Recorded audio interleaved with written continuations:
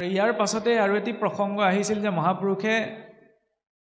এটি পদ লিখিছিল যে বৃক্ষৰ মূলত যেন দিলে আনি জল ত্ৰিপিতি লভয় যেন তাৰ পত্ৰ পুষ্প ফল।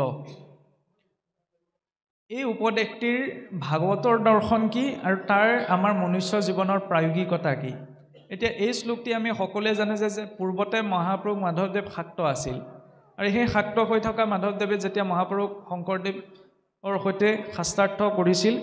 সেই শাস্ত্ৰাৰ্থ কৰোঁতে তেতিয়াহ'লে মহাপুৰুষ মাধৱদেৱক বুজাবলৈ যে বলি বিধান আজি বাম মাৰ্গৰ বিধান যে উচিত নহয়, এককৃষ্ণক ভজিলে যে জীৱৰ সমস্ত অভিষ্ট সিদ্ধি হয়, সেই কথাকে বুজাবলৈ গৈ ভাগৱতৰ ৪ৰ্থ স্কন্ধৰ তৰুমূল শ্লোক বুলি কোৱা হয় যে যথা তৰুমূল্য নিচে শনিদ তপ্যন্তি তৎস্কন্ধ ভুজু পশাখা প্ৰাণ পহাৰস্য যথেন্দ্ৰিয় জ্ঞানম তথৈব সৰ্বস্ব নমস্যুতেভ্য। এই শ্লোকটিৰ জৰিয়তে মহাপুৰুষ মাধৱদেৱক বুজাইছিল যে হে মাধৱ চোৱা, যিদৰে বৃক্ষজোপাৰ গুৰিত পানী দিলেই পত্ৰ পুষ্প ফল সকলো তৃপ্ত হয়, মুখেৰে অন্ন ভোজন কৰিলে ইন্দ্ৰিয় সকলো তৃপ্ত হয়, আঙুলিকেইটাই চাউলকেইটালৈ ভাত মুঠিলৈ ক'ব নোৱাৰে যে আজি মুখখনক ভাত খাবলৈ নিদিওঁ, মই নিজে খাই থৈ দিওঁ। সেই চেষ্টাটো যিদৰে ব্যৰ্থ, কাৰণ মুখেৰে অন্ন গ'লেই সকলো ইন্দ্ৰিয় তৃপ্ত হয়, ঠিক তেনেদৰে সকলো দেৱী দেৱতাৰ মূল ৰূপত ভগৱন্ত কৃষ্ণক ভজনা কৰিলে সমস্তৰে পূজা হয়। বোলে কৃষ্ণক পুজিলে সমস্তৰে পূজা হয়, পৃথকে পুজিলে পূজা কেহু নাপাবই। এতিয়া ভাগৱতৰ দৰ্শনটো হৈছে এইটো যে বৈষ্ণৱৰ লক্ষণ কি? অন্নদেৱ নবন্দিব নিনিন্দিব। বৈষ্ণৱে আন যিমানবিলাক দেৱী দেৱতা আছে এই সকলক বন্দনাও নকৰে, নিন্দাও নকৰে, কাৰণ সেইসকলো ঈশ্বৰৰ বিভূতি। গুৰিত পানী দিয়াৰ অৰ্থ এইটো নহয় যে ডালপাতবিলাক আমি কাটি পেলাম। কোনোবাই যদি গুৰিত সাৰ পানী দি থাকি পেলাই ডালপাতবিলাক কাটি পেলাই, তেতিয়াহ'লে গুৰিত পানী দিয়াৰ কিবা অৰ্থ ওলাব জানো? গতিকে কৃষ্ণ, সকলোৰে মূল হৈছে কৃষ্ণ বা বিষ্ণু, তেওঁক আমি ভজনা কিয় কৰোঁ? তেওঁক ভজনা কৰিলে বাকীসকল তৃপ্ত হয়। যিদৰে মোৰ গৃহত কিবা এটা পাতিছোঁ, পাতিলে মই আপোনাৰ ঘৰৰ মূলজনক যদি নিমন্ত্ৰণ দি থৈ আহোঁ, তাৰ অৰ্থ বুজাব আপোনাৰ গোটেই ঘৰখনক নিমন্ত্ৰণ দিয়া। কিন্তু আপোনাৰ ল'ৰাক যদি মাতি থৈ আহোঁ, তেতিয়া আকৌ আপোনাক মাথাটো নুবুজায়। সেইটো হৈছে ভাগৱতৰ দৰ্শন। সকলোৰে মূল যেতিয়া ঈশ্বৰ কৃষ্ণ বা বিষ্ণুৱে, তেওঁক ভজনা কৰিলেই বাকীসকল তৃপ্ত হয়। আৰু এইটো মনুষ্য জীৱনত প্ৰায়োগিকতা, এই উপদেশটো এনেদৰে আমি চাব পাৰোঁ। ইয়াত যিহেতু মূল লক্ষ্য বস্তুৰ সৈতে সম্পৰ্ক ৰাখি দৰ্শন প্ৰকাশ কৰা হৈছে। এতিয়া আমি মনুষ্যই যেতিয়া জীৱনত সকলো কৰ্ম নিজৰ দায়িত্ব, কোনোবা এজন শিক্ষাৰ্থী, কোনোবা এজন ব্যৱসায়ী, কোনোবা এজন খেতিয়ক ইত্যাদি ইত্যাদি যত যিমান সামাজিক কৰ্ম আছে, সেই কৰ্মসমূহ আমি যদি ঈশ্বৰৰ অৰ্থে আচৰণ কৰিছোঁ বুলি ভাবি লওঁ, তেতিয়াহ'লে কি হয়? এক গুলি দুই চিগাৰ হয়। প্ৰথমতে আচৰণ কৰিছোঁ, ভাৱ উৎপন্ন হৈছে কি? ঈশ্বৰৰ অৰ্থে। ঈশ্বৰে প্ৰদান কৰিছে এইটো দায়িত্ব। গতিকে ঈশ্বৰে যেতিয়া প্ৰদান কৰিছে, তেতিয়া অট'মেটিক মনলৈ চিন্তা আহিব যে ইয়াক মই শুদ্ধ আত্মিকতাৰে পালন কৰিবই লাগিব।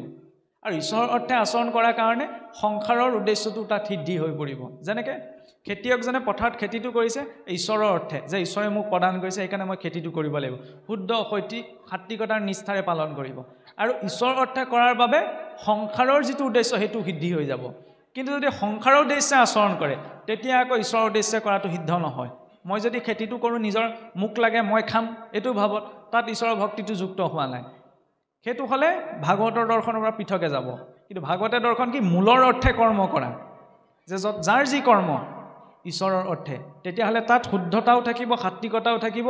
ঈশ্বৰো তুষ্ট হ'ব, সংসাৰৰ কৰ্মও সিদ্ধ হ'ব। গতিকে সেই উপদেশটোৰ পৰা আমি জীৱনৰ প্ৰায়োগিকতাৰ ক্ষেত্ৰত এনেদৰে চিন্তা কৰি চাব পাৰোঁ যে যাৰ যি দায়িত্ব সেই সকলো ঈশ্বৰ প্ৰদত্ত, তাত নিষ্ঠা আৰু শুদ্ধতাৰে পালন কৰাটো প্ৰয়োজন। কাৰণ আমি মানুহৰ অৰ্থে কৰা নাই, ঈশ্বৰৰ অৰ্থে। আৰু ঈশ্বৰৰ অৰ্থে কৰিলে তেতিয়াহ'লে তাত বেলেগ উদ্দেশ্য যুক্ত নহয়। যিদৰে ব্যক্তি এজনক দৰমহা এটা চৰকাৰে দি ৰাখিছে সেই চৰকাৰৰ কৰ্মখিনি কৰিবলৈ, এতিয়া ব্যক্তিজনে সা সুবিধা পাই পেলাই যদি নিজৰ দায়িত্বটো কৰাত গাফিলতি কৰে, তেতিয়াহ'লে তেওঁ দণ্ডমান হ'ব। গতিকে আমিও যি পাইছোঁ এই সংসাৰখনত নিজৰ ভোগৰ বাবে নহয়, এই দায়িত্বসমূহ সুচাৰু ৰূপত পালন কৰি সৃষ্টিৰ কৰ্মত হাত আগবঢ়াবলৈহে। গতিকে আমি যি পাইছোঁ সেয়া কেৱল নিজৰ নিমিত্তে নহয়, ঈশ্বৰে আমাক প্ৰদান কৰিছে। গতিকে ঈশ্বৰৰ অৰ্থেই তাক প্ৰয়োগ কৰাটো ভাগৱতৰ দৰ্শন। সেইটো হৈছে একশৰণৰ দৰ্শন। কিন্তু একশৰণ মানে এইটো নহয়, একশৰণ বুলি কৈ দিলেই কোনোবাই একশৰণীয়া হ'ব নোৱাৰে। চকু মুদি মই দুখোজ আগলৈ যাব পাৰিমনে? এই নামঘৰলৈ নামি অহা চিৰিটো মই যদি একশৰণীয়া বুলি নিজকে ক'ব, তেতিয়া চকু মুদি মই একেষাৰে তালৈকে উঠি যাব পাৰিম। কিন্তু মই উঠি যাব পাৰিম জানো? নোৱাৰোঁ নহয়। মোৰ মনত ভয় লাগে, কিজানি মই পৰি যাম, তেতিয়াহ'লে একশৰণ সিদ্ধ হৈছে জানো? নাই হোৱা। আমি কৈ থাকোঁ যে একশৰণীয়া হ'ব লাগে, একশৰণীয়া হ'ব লাগে, ইমান সহজ কথা নহয়। তাৰ অৰ্থ এইটো কোৱা নাই যে বহু শৰণীয়াৰ কথা কৈছে বহু শৰণীয়া শব্দটোৱে ভুল কিয় ভুল জানেনে শৰণীয়া মানে হৈছে কাৰোবাৰ আশ্ৰয়ী তেতিয়া আশ্ৰয়ী মানে কি এজনৰহে আশ্ৰয়ী হ'ব বহুজনৰ আশ্ৰয়ী কেনেকৈ হ'ব গতিকে বহু শৰণীয়া শব্দটো ভুল কাৰণ বহুজনৰ আশ্ৰয় হোৱাটো কোনো প্ৰকাৰে সম্ভৱ নহয় আমি ক্ষীৰ বিক্ৰী কৰিলোঁ এজনৰ ওচৰত যেতিয়া মাথা দুৱালোঁ তেওঁ সকলো দিয়েই দিলোঁ আকৌ বেলেগক দিবলৈ নাথাকে সেই স্থিতিটো ভক্তিত ভক্তজনে গৈ গৈ প্ৰাপ্ত কৰিব পাৰে কোনোবাই কাৰোবাক উপদেশ দি সেই স্তৰটোলৈ লৈ যাব নোৱাৰে সেইটো হৈছে এক শৰণৰ স্থিতি আৰু এক শৰণৰ দৰ্শনটো এই বৃক্ষৰ গুৰিত পানী দিয়াৰ নিচিনা যে তেওঁ কেৱল মাত্ৰ কৃষ্ণৰ অৰ্থে ঈশ্বৰৰ অৰ্থে কৰ্ম কৰিব অন্যৰ অৰ্থে নহয় যেনেকৈ খেতিটো গৈছে ঈশ্বৰৰ অৰ্থে কিন্তু তাৰ জৰিয়তে সংসাৰ ধৰ্মও পালন হৈছে গতিকে সেইকণ দৰ্শন যদি জীৱনত গুচি আহে তেতিয়াহ'লে এক শৰণৰ দিশত আগবঢ়াৰ পথটো লৌকিক কৰ্মৰ জৰিয়তেও প্ৰশস্ত হৈ পৰে আৰু যাই আহক এতিয়া আহোঁ আমি অষ্টম স্কন্ধৰ প্ৰসংগলৈ অষ্টম স্কন্ধত পোনপ্ৰথমতে আহিছে গজেন্দ্ৰ উপাখ্যান গজেন্দ্ৰ পূৰ্বজন্মত কোন আছিল মহাৰাজ ইন্দ্ৰদ্যম্য বিষ্ণুৰ এজন নৈষ্ঠিক ভক্ত ইমান বিষ্ণুৰ চৰণত তেওঁৰ বিৰাগ ভক্তি উপজিল যে তেওঁ ঘৰ বাৰী সকলো এৰি থৈ এখন নিৰ্জন বনত এটা কুটিৰ পাতি তাতে ভগৱান বিষ্ণুক নিত্য নিৰন্তৰ উপাসনা কৰি আছিল আৰু এদিন ভগৱন্তক চিন্তা কৰি বহি থাকোঁতে কি হৈছিল সেই ইন্দ্ৰদ্যম্যৰ আশ্ৰমলৈ আগমন ঘটিছিল মহৰ্ষি অগস্ত্য হৈ উপস্থিত হৈ যেতিয়া ৰজা ইন্দ্ৰদ্যম্যক মাত লগালে ৰজা ইন্দ্ৰদ্যম্য ইমান নিমগ্নভাৱে ঈশ্বৰ চিন্তাত আছে যে অগস্ত্যৰ উপস্থিতিৰ কথা গমেই নাপালে তেতিয়া অগস্ত্যই ভাবিলে যে এইজন ৰজাইচোন একদম হাতীৰ দৰে গপত একদম তপ আচৰণ কৰিছ বুলি অহংকাৰত বহি আছে মই ইমানবাৰ মাতিছোঁ এওঁ মোক মাত এষাৰ দিয়া নাই যা বোলে তই ইমান অহংকাৰত বহি আছ হাতীয়ে হৈ জন্ম ল কৰগে যা আৰু সেই অগস্ত্যৰ অভিশাপক্ৰমে মহাৰাজ ইন্দ্ৰদ্যম্যই গজহৰি লাভ কৰিছিল এইখিনিতে মনতে শংকা এটা আহে এই যি ইন্দ্ৰদ্যম্যই সকলো ঘৰ পৰিবাৰ ৰাজ্য সকলো এৰি পেলাই ভগৱানক উপাসনা কৰিবলৈ জংঘললৈ গৈছিল তেতিয়াহ'লে ভক্তি কৰি লাভটো কি হ'ল উদ্ধগতিহে পাব লাগিছিল মানুহ হৈছোন আকৌ হাতী হৈ জন্ম লাভ কৰিব লগা হ'ল এইখিনিতে শংকা এটা উপজে যে বিষ্ণু ভক্তি কৰি দিলে ৰজা ইন্দ্ৰদ্যম্যৰ কি লাভ হ'ল ইয়াতে এটা দৰ্শন যুক্ত হয় যেতিয়া আমি জীৱনত ভক্তি আচৰণ কৰোঁ ভক্তি অলপ আচৰণ কৰিলেও ভক্তজন কেতিয়াও কিবা কাৰণত অধুগতি লাভ কৰিলেও কিন্তু কেতিয়াও পতিত নহয় অধুগতি লাভ কৰা পতিত দুটা বেলেগ অৰ্থব্যঞ্জক বা ইয়াৰ অৰ্থযুক্ত শব্দ অধুগতি মহাৰাজ ইন্দ্ৰদ্যম্য অধুগতি লাভ কৰিছে মনুষ্য হৈছিল মনুষ্য শৰীৰৰ পৰা পুনৰ পশু শৰীৰলৈ ষষ্ঠী শৰীৰলৈ আহিছে কিন্তু তাৰ পতিত হোৱা নাই কেনেকৈ পতিত হোৱা নাই চাওকচোন আৰু তাত্ত্বিক ৰূপত যদি আমি চাওঁ গজেন্দ্ৰই হৈছে মদমত্ত মনৰূপী মনটোৱেই হৈছে গজেন্দ্ৰ সেইকাৰণে চাওকচোন আসনৰ খুৰাটো কোন আছে তলত আধাৰ শক্তি বা ধৈৰ্য বা ধাৰণ শক্তিৰ ৰূপত কাছৰ ৰূপত কোন আছে মদমত্ত মনটো মনৰূপী ষষ্ঠী আৰু সেই ষষ্ঠীক নিয়ন্ত্ৰণ কৰিবলৈ নামৰূপী সিংহ হয়নে মদমত্ত মনটোক নিয়ন্ত্ৰণ কৰা একমাত্ৰ নীতি সংযমে মনটোক নোৱাৰি আৰু নীতি সংযমতো কেইদিনত থাকিব দুদিনমান নীতি নিয়ম থাকিব মই এসপ্তাহ পালন কৰিলোঁ দুদিনমান থাকিলোঁ তাৰ পৰাই এদিন খালে এদিন গ'লে একো নহয় সেইবুলি আকৌ একে ধাৰলৈ গুচি আহিব মই আজি এমাহ দিন মাছ মাংস খাই নাই থকা আকৌ মনতে কৈ এদিন খালে একো নহয় সেইটো চিন্তা মনটোলৈকে আহে গতিকে সেই মনটোক বেলেগ নীতি নিয়মে বদ্ধ কৰাটো সম্ভৱ নহয় ঋষিমুনিসকলেও নোৱাৰিছিল মানুহে কেনেকৈ পাৰিব তাক নিয়ন্ত্ৰণ কৰা একমাত্ৰ মাধ্যম নাম মনলৈ ঢেৰ চিন্তা আছে ডাঙৰকৈ ভগৱানৰ নাম লৈ দিয়কচোন সেইখিনি সময়তে সেই চিন্তাটো নাইকিয়া হৈ যাব ঈশ্বৰৰ চকুটো যেতিয়া সন্মুখলৈ ভাহি উঠিব তেতিয়া কোনে বেয়া শব্দ ক'ব পাৰিব কোনে বেয়া বস্তুটো মুখলৈ নিব পাৰিব মনটোৱে ক'ব এদিনহে খা কিন্তু তেওঁ নোৱাৰে যেতিয়া ঈশ্বৰৰ প্ৰতিচ্ছবিটো সন্মুখত ভাহি উঠিব এতিয়া গজেন্দ্ৰৰ ৰূপত ইন্দ্ৰদ্যম্যৰ জন্ম হৈছে সেই মদমত্ত মনটোক নিয়ন্ত্ৰণ কৰিবলৈ তেতিয়াহ'লে আমাক কি লাগে নাম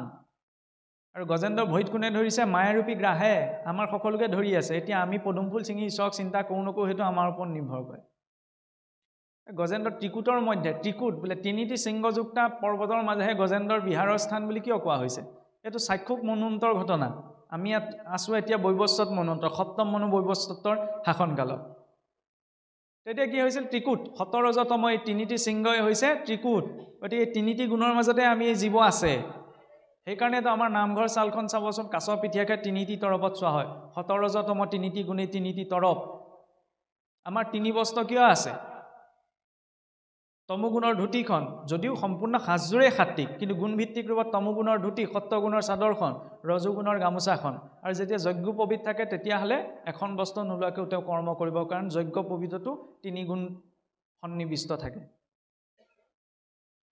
নামঘৰলৈ সোমাই আহিলে চাওকচোন আমাৰ সাধাৰণ আৰ্হি নামঘৰ সময়ত 5টি 5টি 10টি খুঁটাই থাকে বহল কৰিবলৈ 10টা হৈছে 12টা হৈছে তো বেলেগ কথা কিয় থাকে 5টি 5টি 10টি খুঁটা এই দশ ইন্দ্ৰিয় পঞ্চ কৰ্মেন্দ্ৰিয় পঞ্চ জ্ঞানেন্দ্ৰিয় ৰূপী এই 10টি খুঁটাৰে এই হৃদয় ৰূপী নামগৃহক ধৰি ৰাখিছে দুফালে দুখন বাৰান্দাই হৈছে প্ৰকৃতিৰ আৱৰণ সন্মুখত মণিকূট গৃহ ঈশ্বৰৰ স্থান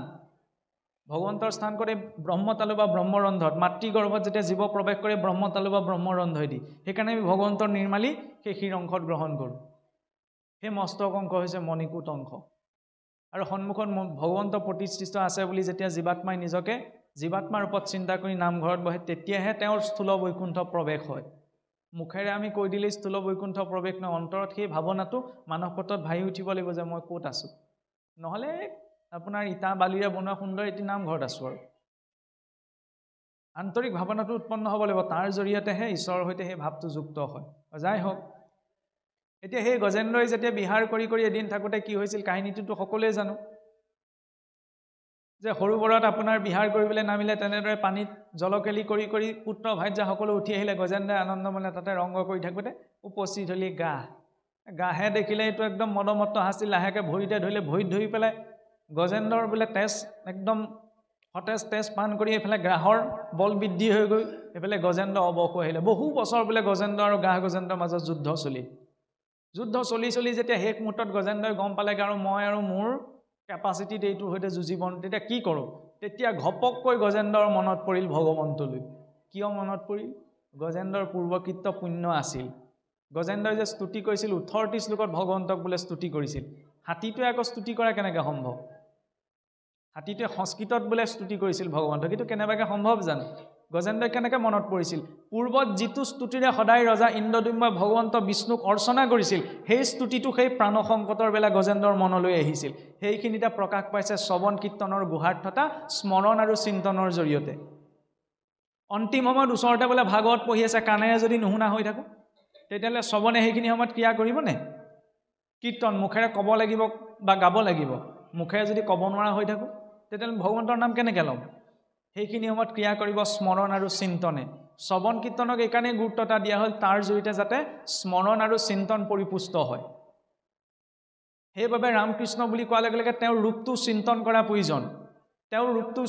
স্মৰণ কৰা প্ৰয়োজন যাতে সেই ৰূপটো হৃদয়ত প্ৰতিস্থাপিত হয় গজেন্দ্ৰই অধুগতি লাভ কৰিছে গজ শৰীৰত ইন্দ্ৰদ্যুম্নই কিন্তু পতিত হোৱা নাই সেইকাৰণে অন্তিম সময়ত ভগৱন্তলৈ স্মৰণ কৰিছে আৰু স্মৰণ মাত্ৰকে ভগৱন্ত আহি উপস্থিত হৈছে নহয়নে গজেন্দ্ৰ ভগৱৎ স্পৰ্শাদ বিমুক্ত কৰ্মবন্ধনাৎ লব্ধা ভাগৱত দেহং পুনৰ্জন্ম না ভৱতি যে ভগৱত অস্তৰ স্পৰ্শতে গজেন্দ্ৰই বৈকুণ্ঠৰ পাৰিষদী তনুৰ শৰীৰ লাভ কৰিছে কিন্তু ভগৱন্ত আহি পেলাই পোনপ্ৰথমতে গজেন্দ্ৰক মুক্তি দিয়া নাই কিন্তু প্ৰথমতে গ্ৰাহকে পঠাই লৈছে স্বৰ্গলৈ তাৰপিছতে গজেন্দ্ৰক মুক্তি দিছে নহয়নে এতিয়া উঠি যোৱাৰ পাছত এইখিনি সময়তে যেতিয়া ভগৱন্তই গজেন্দ্ৰক উদ্ধাৰ কৰি বৈকুণ্ঠলৈ গুচি গ'ল তেতিয়া বৈকুণ্ঠত দেৱী লক্ষ্মীয়ে সুধিছে যে প্ৰভু তুমি যাওঁকে আছিলা গজেন্দ্ৰই কেতিয়া মাতিব আৰু গজেন্দ্ৰই যেতিয়া অন্তিম সময়ত কোনো উপায় বিচাৰি নাপালে যেনেকৈ আমি চাওকচোন বোলে ডাঙৰ বেমাৰ এটা হ'ল ঢেৰ টকা পইচা খৰচ হ'ল ডাক্তৰে ক'লে বোলে শেষত ঈশ্বৰে ৰাখিলেহে ৰখায় সেই শাস্ত্ৰই কোন পাকে পকাৰে ভগৱন্তই ঠেকেচা খাই যেতিয়া তেওঁৰ ওচৰলৈ যাব লাগে ঠেকেচা নোখোৱাকৈ আগতেই নিজৰ কাম কৰা সুবিধাকণ কৰি থওঁচোন বুদ্ধিয়ক মানুহৰ লক্ষণ সেইটোহে যি বিপদটো অহাৰ আগতে নিজৰ প্ৰয়োজনীয় গোটেইকণ গোটাই থৈ দিব বিপদ হ'লে বাট চাই থাকে বিপদ আহিলে গোটাম যেনেকৈ আমি বয়সত ভকতি কৰিম বয়সত নামঘৰলৈ যাম বয়স এতিয়া পাম নে নাপাম তাৰে গ্যাৰেণ্টি নাই কি ঠিক কথা কৈ থাকোঁতে মই মৰিবও পাৰোঁ মৰাৰ কথা ক'লে আমাৰ মানুহে ভয় কৰে কিন্তু সেইটো বাস্তৱ দিনটোত পাৰিলে 24 ঘণ্টাই মৰাৰ কথা মনত পেলাব লাগে তেতিয়া অন্ততঃ বেয়াটো কোৱাৰ পৰা বিৰত থাকিম কাৰণ মই জানো মৰিবলৈকে গৈ আছোঁ কিবা এটা বেয়া কাম কৰিলে কিজানি মোৰ আয়ুস টুটিয়ে যায় সেইকণ সতৰ্কতা অন্ততঃ থাকিব আৰু যাই হওক এতিয়া চাওকচোন সেই গজেন্দ্ৰই যেতিয়া মুক্তি পালে মুক্তি পোৱাৰ পাছত যেতিয়া মুক্তি প্ৰদান কৰি ভগৱন্ত বিষ্ণু পুনৰ বৈকুণ্ঠলৈ উভতি তেতিয়া দেৱী লক্ষ্মীয়ে সুধিছে যে প্ৰভু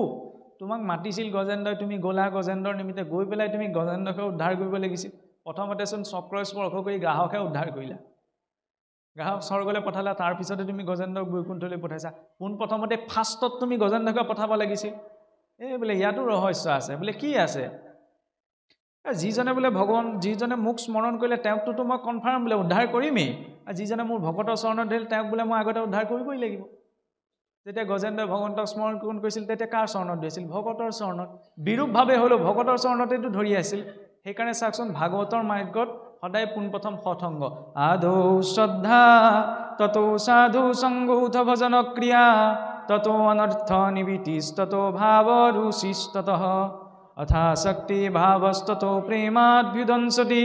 সাধকানাময়ং প্ৰেমে প্ৰাদুৰ্ভাৱে ভৱেৎক্ৰমঃ যে প্ৰথম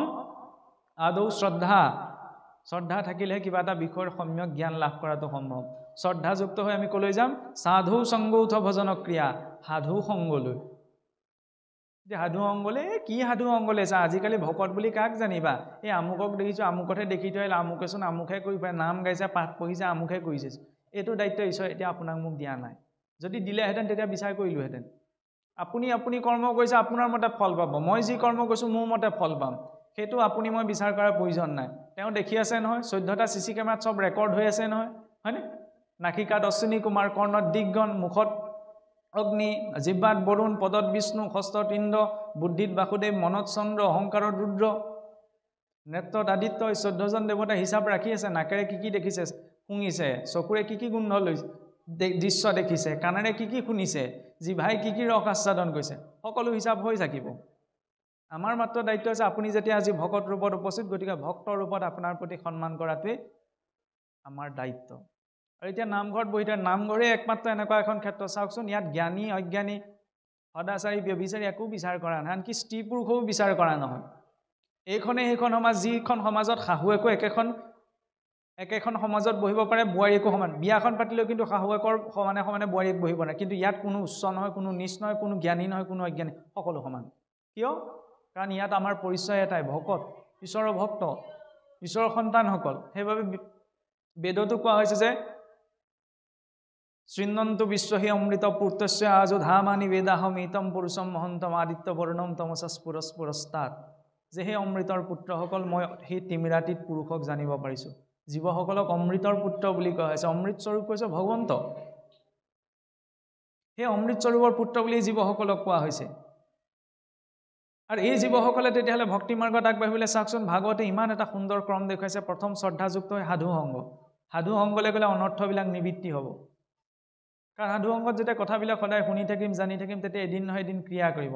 অনৰ্থবিলাক নিজৰ পৰা নিজে ৰেখাই যাব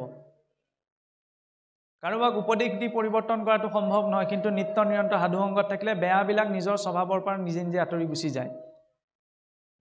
সেইটো হৈছে সাধু সংগৰ প্ৰভাৱ আৰু সেই অনৰ্থ নিবৃত্তি হ'লেহে কি আহিব ঈশ্বৰ ভক্তিত ৰুচি উপজিলেহে ভাৱ আহিব ভাৱ আহিলে ঈশ্বৰৰ ওচৰত আসক্তি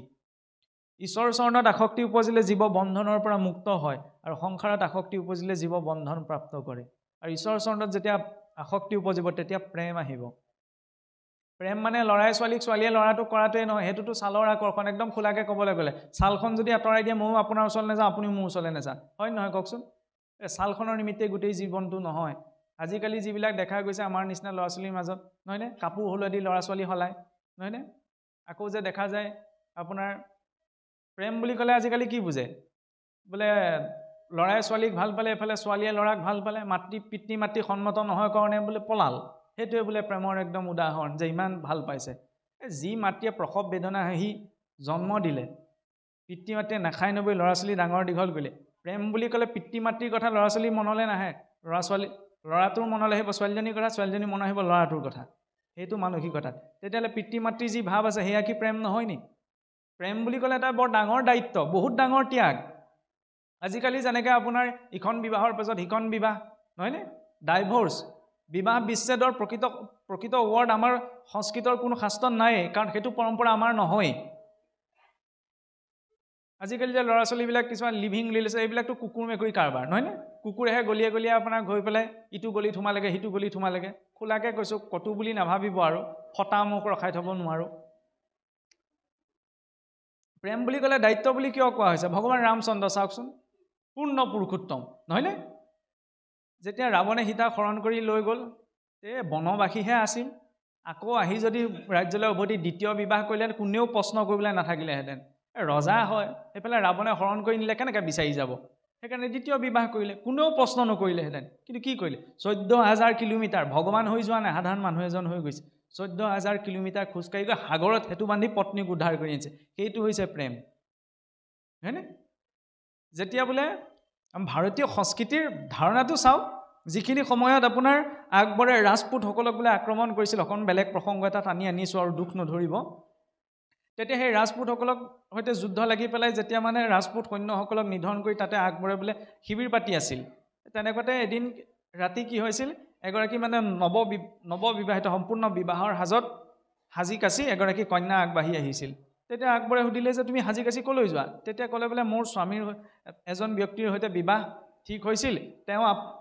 ৰাজপুতসকলৰ সৈন্যত আছিল আজি মই খবৰ পালোঁ যে তেওঁ এই যুদ্ধত নিধন হৈছে গতিকে তেওঁৰ মই শটো বিচাৰি আহিছোঁ যাতে মই সংস্কাৰ কৰিবগৈ পাওঁ তেতিয়া আকবৰে সুধিলে বোলে তোমাৰ বিবাহ হ'ল নি বোলে বিবাহ মোৰ নাই হোৱা বিবাহ নোহোৱাকৈ তেতিয়াহ'লে তুমি কিয় বিচাৰি আহিছা তেতিয়াহ'লে এবাৰ যেতিয়া বাগদান হৈ গ'ল মোৰ স্বামীৰ ওপৰত মই বৰণ কৰিলোঁ গোটেই জীৱনটো মই তাক নিৰ্বাহ কৰিব লাগিব সেইটো হৈছে প্ৰেম সেইটো হৈছে বিবাহ আজি ভাল লাগিলে বুলি কাৰোবাৰ লগত কাইলৈ ভাল লাগিলে বুলি কাৰোবাৰ লগত এইটোত একো দায়িত্ব আৰু সংস্কাৰ নাই আগৰ অসুৰবিলাকৰো সিমানকণ চিন্তা আছিল গতিকে সেইখিনি লাগে আমাক চিন্তা সেইখিনি কোনে দেখুৱাইছে ভাগৱতে আৰু এইখিনি যেতিয়া মগজটোত ফিট হৈ যায় তেতিয়াহ'লে তেওঁ বেলেগ এটা পথৰ কথা চিন্তা কৰিব নোৱাৰে তেওঁ বেলেগ এটা মাৰ্গৰ কথা চিন্তা কৰিব নোৱাৰে সেইবাবে ভাগৱতে আচলতে কি কয় বোলে বৰকে ভাগৱত পঢ়ি থাকিলে ব্ৰেইন ৱাছ হৈ যায় সঁচাকৈও হয় ভাগৱতে একদম ভালকৈ ধুৱে যিটো কাম আপোনাৰ যিবিলাক দাগ চাৰ্ফ এক্সেল দিলেও ৱাশ্বিং মেচিনত নাযায় ভাগৱতে সেই দাগটো ধুই পেলাই একদম পুৰা ব্ৰেইনটো ৱাছ কৰি দিয়ে যিবিলাক আৱৰ্জনা জমা হৈ আছে সকলো ধুই পেলায় আৰু এনেকুৱাকৈ ধৰে বাস্তৱিকতাটো সন্মুখত ৰাখি দিয়ে তেতিয়া আৰু ছালখনৰ নিমিত্তে দৌৰাদৌৰিটো হৈ নাথাকে দায়িত্ব পালনৰ বাবেহে দৌৰাদৌৰি হয় এতিয়া চাওকচোন সেই গজেন্দ্ৰ উপাখ্যানৰ পাছতে প্ৰসংগ আহিছে সমুদ্ৰ মন্থনৰ প্ৰসংগ কোনখিনিৰ পৰা আৰম্ভ হৈছে ইন্দ্ৰৰ বৃহস্পতিৰ দ্বাৰা বোলে ইন্দ্ৰক পৰিত্যাগ এদিন স্বৰ্গৰ ৰজা ইন্দ্ৰ গুৰুক নিন্দা কৰিলে গুৰুক অৱহেলা কৰিলে কি হয় চাওকচোন স্বৰ্গৰ ৰজা ইন্দ্ৰৰ কি গতি হ'লগে এদিন বোলে স্বৰ্গৰ ৰজা ইন্দ্ৰ ৰাজসভাত বহি আছে বহি থাকোঁতে তেনেকুৱাতে গৈ দেৱগুৰু বৃহস্পতি উপস্থিত হ'লগৈ একদম অপেশ্ৰাসকলে নৃত্য কৰি আছে দেৱগুৰু উপস্থিত হ'লগৈ কোনো দেৱতা এজনে ভূক্ষেপেই নকৰিলে তেতিয়া সেই কথাটোতে দেৱগুৰুৱে অকণমান অসন্তুষ্টি লাভ কৰিলে যে দেৱতা হৈছে দেৱতা মনুষ্যতকৈ শ্ৰেষ্ঠ তেওঁলোকে গুৰু আহি উপস্থিত হ'লে অন্ততঃ সম্ভাষণ বোলে গুৰুজন বহক বুলি কথা এষাৰ নকলে সেই বুলি অসন্তুষ্ট ভাৱত গুৰু গুচি গ'ল আৰু সেইখিনি সময়তে গুৰুৱে দেৱতাসকলক পৰিত্যাগ কৰি অহাৰ কাৰণে দেৱতাসকলৰ বল শক্তি কমিবলৈ ধৰিলে যেতিয়া নাচ গান শেষ হোৱাৰ পিছত ইন্দ্ৰৰ মনলৈ যে বৃহস্পতি আহিছিলচোন তেওঁক আমি সম্ভাষণ নজনালোঁ গুৰুৱে এতিয়া আমাক বেয়া পাই পেলাই আমাক এৰি গুচি গ'ল বৃহস্পতিক বিচাৰি গ'ল গৃহটো নাপালে তেওঁ তাতো অন্তৰ্ধান হৈ দিলে এই কথা যেতিয়া অসুৰে গম পালে যে দেৱতাসকলক গুৰুৱে ত্যাগ কৰিলে তেতিয়ালে সুযোগটো ল'লে আক্ৰমণ কৰি ইন্দ্ৰৰ সমস্ত অমৰ মণ্ডলী সৈতে দিলে খেদায় সেইবাবে কোৱা হৈছে আমাৰ ভক্তি মাৰ্গত যে শৰীৰম স্বৰূপম তথা বা কলত্ৰম যশস্যাৰো চিত্ৰম ধনম মেৰুতুল্যম কবিত্যাদিপদ্যম মুখে শাস্ত্ৰবিদ্যা মনস্যেন লগ্নম গুৰুৰগ্নিপদ্মে ততকিম যে শৰীৰম স্বৰূপম যথা বা কলত্ৰম সুন্দৰ শৰীৰ বহু ধন ঐশ্বৰ্যৰ সমস্ত বিদ্যাত পাৰ্গত হ'লেও কি লাভ যদি তেওঁৰ মনটো বোলে মনস্যেন লগ্নম গুৰুৰ অগ্নিপদ্মে গুৰুৰ পাদপদ্মত বোলে তেওঁৰ মনটো যেতিয়ালৈকে যুক্ত হোৱা নাই তেতিয়াহ'লে কি লাভ দেৱতাসকলৰ বল শক্তি ক্ষীণ হৈছে গুৰুৱে ত্যাগ কৰা গতিকে গুৰুক ত্যাগ কৰিলে কি হয় চাওক গতিকে গুৰুৰ ভক্তি কৰা মানে এইটো নহয় যে বছৰেকৰ মূৰত সেৱা এটি অৰ্পণ কৰিলেই গুৰু সেৱা হৈ আছে গুৰু সেৱা প্ৰকৃততে কোনখিনিত আচৰণ হয় এই পুৱা গধূলা গুৰু প্ৰদত্ত বাক্যৰে ঈশ্বৰক স্মৰণৰ জৰিয়তে গুৰুৱে দিয়ে মাটি হিচে ধৰে আতি হিচে আতি ধৰিব লাগিব কিন্তু গুৰু বাক্যত যদি নিষ্ঠা নাই তেতিয়াহ'লে ঢেৰ ধৰ্ম কথা জানিলেও কিন্তু লাভ নাই এতিয়া দেৱতাসকলক আক্ৰমণ কৰি যেতিয়া সম্পূৰ্ণ বিধ্বংস কৰি দিলে সেইখিনি সময়তে ইন্দ্ৰৰ এতিয়া উদ্ধাৰৰ নিমিত্তে কি কৰিলে প্ৰজাপতি ব্ৰহ্মাৰ ওচৰলৈ আশ্ৰয় বিচাৰি গ'ল এতিয়া প্ৰজাপতি ব্ৰহ্মাই ক'লে বোলে তুমি তস্তাৰ মহৰ্ষি তস্তাৰ পুত্ৰ হৈছে বিশ্বৰূপ ঋষি আৰু বিশ্বৰূপ ঋষিৰ ওচৰলৈ যোৱা বিশ্বৰূপ ঋষিয়ে তোমাক অজেয় নাৰায়ণ কবচ প্ৰদান কৰিব সেই নাৰায়ণ কবচ ধাৰণ কৰিলে তোমাৰ বোলে দেৱতাসকল দৈত্যসকলে পৰাস্ত কৰিব নোৱাৰে এতিয়া চাওক ইন্দ্ৰই আহি পেলাই ঋষি তস্তাৰ পুত্ৰ বিশ্বৰূপ ঋষিৰ পৰা নাৰায়ণ কবচ লাভ কৰিছে আৰু নাৰায়ণ কবচৰ শক্তিত দৈত্যসকলক ৰজা ইন্দ্ৰই পৰাস্ত কৰিছে আৰু যেতিয়া কিবা এটা ধৰ্ম বস্তু কাৰোবাৰ পৰা গ্ৰহণ কৰা হয় তেতিয়া গুৰু ৰূপত বৰণ কৰিহে গ্ৰহণ কৰা হয় মহাদেৱেও কাৰ্তিকক গুৰু ৰূপত বৰণ কৰিহে তত্ত্বোপদেশ লাভ কৰিছিল এনেকুৱা দৰ্শনো পোৱা যায়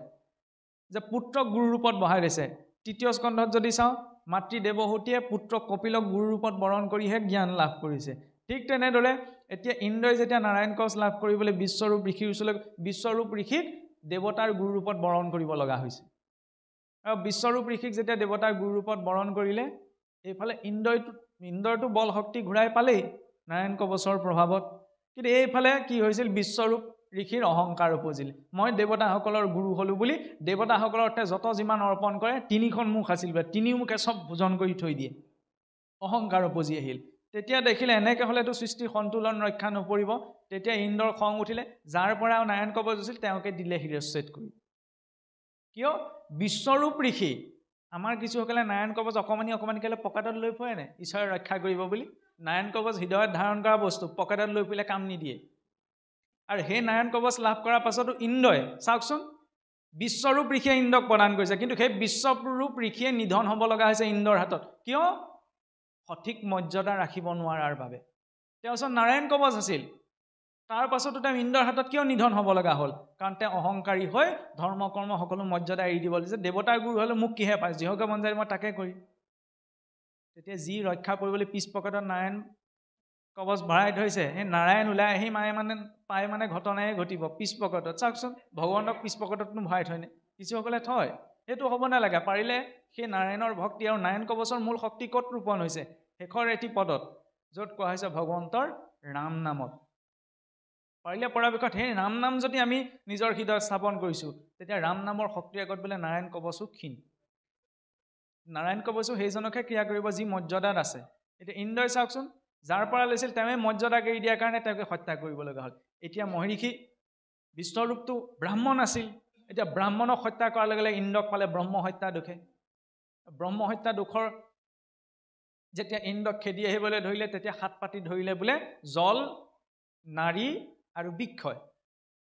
ইন্দ্ৰৰ ওচৰত এটা চৰ্ত ৰাখিলে তোমাৰ ব্ৰহ্ম হত্যাৰ ভাগ বোলে আমি ভাগ কৰি ল'ম কিন্তু এটা চৰ্ত আছে বিক্ষয় ক'লে কি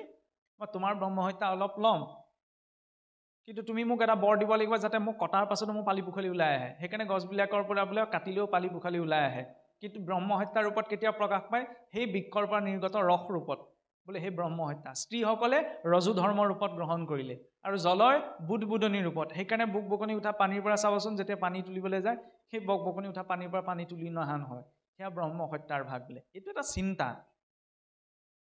ইয়াৰ পাছত যেতিয়া সেই বিশ্বৰূপ ঋষিক মহাৰাজ ইন্দ্ৰই হত্যা কৰিলে সহজ অৰ্থত কৈছোঁ আৰু হত্যা কৰিলে বুলি ইয়াৰ পাছত ঋষি তস্তাৰ উঠিল খং যে মোৰে পুত্ৰৰ পৰা নাৰায়ণ কবচ লাখো মোৰে পুত্ৰক নষ্ট কৰিলে তেতিয়া তেওঁ যজ্ঞ আয়োজন কৰিলে যে ইন্দ্ৰক মাৰিবলৈ এনেকুৱা এজন দিব্য পুৰুষৰ সৃষ্টি হওক কিন্তু বোলে মহৰ্ষি তস্তাই যজ্ঞ কৰোঁতে মন্ত্ৰপথত ভুল কৰিলে ইন্দ্ৰ সন্তাৰ ঠাইত বোলে ভুল উচ্চাৰণ কৰি পেলাই ইন্দ্ৰ হস্তা উচ্চাৰণ কৰিলে সেইকাৰণে উৎপত্তি হ'ব লাগিছিল ইন্দ্ৰক হত্যা কৰিব পৰা শক্তিশালী কিন্তু উৎপত্তি হ'ল কি ইন্দ্ৰৰ হাতত নিধন হোৱা বৃত্তাসুৰৰ এতিয়া বৃত্তাসুৰ উৎপত্তি হৈ বোলে ইমান যজ্ঞৰ পৰা উৎপত্তি হৈছে ঋষি তস্তাই উপদেশ দিলে যা বোলে ইন্দ্ৰক গৈ পেলাই এহেকনি দি থৈ আহেগে বৃত্তাসুৰৰ শক্তিত গোটেই আকৌ দেৱতাসকলে স্বৰ্গ হৈ পলাবলগীয়া হ'ল তেতিয়া কি কৰিব উপায় বিচাৰি আকৌ দেৱতাসকল প্ৰজাপতিৰ ওচৰ পালেগে কাৰণ পুতেক বিপদত পৰিলে বাপেকৰ ওচৰলৈ যায় সেইটো সৃষ্টিৰ বিধান প্ৰজাপতি হৈছে ব্ৰহ্মাদেৱৰ ওচৰত গৈ পেলাই কি কৰোঁ সেইফালে তস্তাৰ ক্ৰোধৰ পৰা এতিয়া বৃত্তাসুৰৰ জন্ম হ'ল এইটো এতিয়া আমাৰ কোনো অস্ত্ৰতেই নমৰে তেতিয়া এইটো কেনেকৈ নিধন কৰোঁ তেতিয়া প্ৰজাপতি ব্ৰহ্মা তাৰলে ইয়াৰ উপায় বিচাৰি মহাদেৱৰ ওচৰত মহাদেৱে ক'লে বোলে সেই বৃত্তাসুৰক বধ কৰিবলৈ হ'লে কাৰণ বৃত্তাসুৰৰ পূৰ্বজন্মৰ এটা বৃত্তান্ত আছে বৃত্তাসুৰ পূৰ্বজন্মত উপমন্যু নামৰ এজন বোলে গন্ধৰ্ব বৈষ্ণৱ আছিল কিন্তু কি হৈছিল এদিন গৈ থাকোঁতে বোলে মহাদেৱৰ কৈলাশপুৰীত উপস্থিত হৈছিল উপস্থিত হওঁতে কি কৰিলে মহাদেৱে পাৰ্বতী আলাপ কৰি থকা দেখি উপমন্যুৱে খুব নিন্দা কৰিলে এই যিজনক বোলে দেৱাদিদেৱ বুলি গোটেই সুৰাসুৰ নাগ গন্ধৰ্ব কিন্নৰে সহায় কৰে তেওঁ বোলে স্ত্ৰীৰ সৈতে আলাপ কৰি আছে এই কথা শুনি ওচৰতে বহি থকা দুৰ্গা পাৰ্বতী উঠিল খং বোলে এইবিলাকতো বৈষ্ণৱৰ লক্ষণ নহয় দেখাৰ মাত্ৰকে কাৰোবাক নিন্দা ভৰ্ৎসনা কৰিবলৈ আৰম্ভ কৰিছে যা বোলে তো অসুৰ হৈ জন্ম হওঁগে আৰু সেই উপমন্যুৱে আহি পেলাই জন্ম হৈছিল সি বৃত্তাসুৰ হৈ এতিয়া বৃত্তাসুৰক বধিবলৈ বোলে কি বৃত্তাসুৰটো পূৰ্বতে তেওঁ এজন বৈষ্ণৱ আছিল গতিকে বৈষ্ণৱৰ তেজো আছে গতিকে সহজে তাক বধ কৰিব পৰা নাযায় গতিকে বৃত্তাসুৰক বধ কৰিবলৈ এজন শুদ্ধ বৈষ্ণৱৰ অস্থিৰে নিৰ্মিত অস্ত্ৰ লাগিব তাকো তেওঁ স্ব ইচ্ছাই শৰীৰ দিব লাগিব তেতিয়াহ'লে তেনেকুৱা ঋষি কোন আছে যি নিজৰ শৰীৰটো দিব অস্ত্ৰ বনাবলৈ তেতিয়া মহাদেৱে ক'লে যে আছে ভগৱান বিষ্ণুৰ পৰম ভক্ত মহিষী দধিচীৰ ওচৰলৈ যোৱা আৰু তেওঁক যেতিয়া কবাগৈ তেতিয়া তেওঁ স্ব ইচ্ছাই নিজৰ শৰীৰ ত্যাগ কৰিব ঋষিসকলৰ ত্যাগ চাওক দধিচী মুনিৰ ওচৰত গৈ যেতিয়া স্বৰ্গৰ ৰজা ইন্দ্ৰই ক'লেগৈ যে প্ৰভু এনেকুৱা তেনেকুৱা কথা এই বৃত্তাসুৰক বধ কৰিবলৈ তোমাৰ অস্ত্ৰেৰে নিৰ্মিত কৰা অস্ত্ৰ লাগিব তেতিয়াহে বৃত্তাসুৰ নিধন গৈ আমি দেৱতাসকল বোলে বিপত্তিৰ পৰা নিবৃত্তি হ'ব তেতিয়া দধিচী ঋষিয়ে ক'লে কি মোৰ শৰীৰটো কেলে দিম এই বুলি ক'ব পাৰিলে ক'লে কি যে শৰীৰটো এনেও বিনাশী কিন্তু এই বিনাশী শৰীৰটো যদি কাৰোবাৰ কল্যাণৰ অৰ্থে প্ৰয়োগত আহিব তেতিয়াহ'লে মই স্ব ইচ্ছাৰে প্ৰাণ সেইখিনি সময়তে সমাধিস্থ হৈ যুগবলে তেওঁ প্ৰাণবায়ু এৰিছে আৰু সেই শৰীৰটো সংস্কাৰ কৰি তাৰ অস্থিৰ পৰা ইন্দ্ৰৰ বৰ্জ নিৰ্মাণ কৰিছে সেই বৰ্জ নিৰ্মাণ কৰি গৈ পেলাই বৃত্তাসুৰক বধ কৰিছেগৈ আৰু বধ কৰিছেও যেতিয়া বোলে ইন্দ্ৰই বৃত্তাসুৰক প্ৰহাৰ কৰিছে ছটফটাই থকা নাই আনন্দ মনেৰে ভগৱন্ত কৃষ্ণক স্তুতি কৰিছে যে মই এবাৰ গতি পালোঁ কাৰণ অভিশাপ লাভ কৰি মই অসুৰ ৰূপত জন্ম লাভ কৰিছিলোঁ কিন্তু আজি ইন্দ্ৰৰ বজ্ৰাঘাতত ই মোৰ বাবে মৃত্যু নহয় ই মোৰ বাবে মুক্তি এই শৰীৰৰ বদ্ধতাৰ পৰা মই আজি মুক্তি হৈছোঁ সেই আখ্যানটিৰ জৰিয়তে বৃত্তাসুৰ বধ আৰু ইন্দ্ৰৰ বৃহস্পতিৰ ত্যাগৰ মূল প্ৰসংগতি শেষ হয়